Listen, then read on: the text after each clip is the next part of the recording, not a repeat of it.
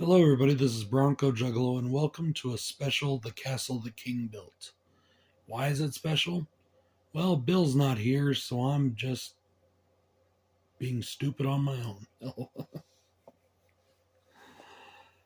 Oh, that and I feel special tonight.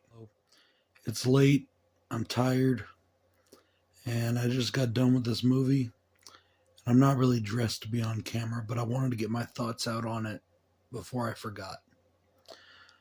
So, earlier tonight, I was watching my boys Jason and Joe on their Top 20 of 2023 stream.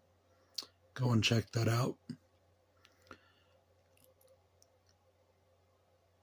And they were talking about this movie, and they talked about Exorcist Believer and Thanksgiving. And I don't have Thanksgiving. I do have Exorcist Believer, but I don't want to watch it yet until I rewatch the original Exorcist, just to kind of as a refresher. You know what I mean? It's been a while since I watched that. So I decided, because they just had me on a Jones to watch something, that I would check out Pet Sematary Bloodlines, which is a prequel technically to the remake, of which I was not that fond of. And it's not that I didn't like it so much as it just kind of fell flat to me, as I said in my review. And I felt like they kind of phoned it in and they just didn't put forth the best effort. Now, that being said, there was nothing like overtly bad about it. I believe I said that in my review too, if I remember correctly. While I had negatives, there was nothing like that I could specifically say was like, so bad about it that I hated the movie or anything, because that wasn't the case. So I didn't have high hopes going into this one. The only reviews I really paid attention to and saw on it were Jason and Joe's.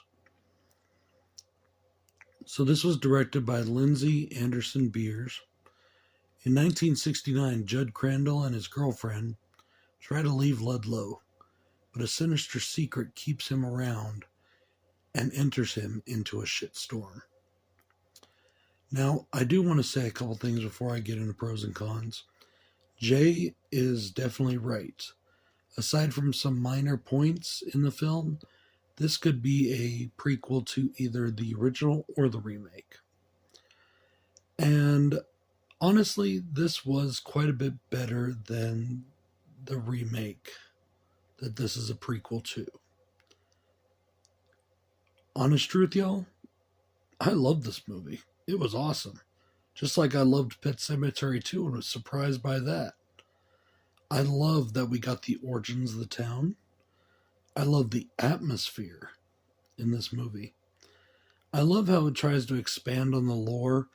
Now, I'm not saying this is a perfect film, because it does have its issues, but there was nothing that stood out as being bad to me. I enjoyed it. I really did like it. I've heard some people didn't like it so much, or they didn't like the story or whatever. I liked the story. I thought it was good. And I thought basing it around a man who had lost his son in Vietnam was pretty cool. I really did like the fast pace of it, and that's why that's on my pros list, but it's also in a way on my cons list, in a weird way, because I didn't want this movie to end, and it ended very quickly.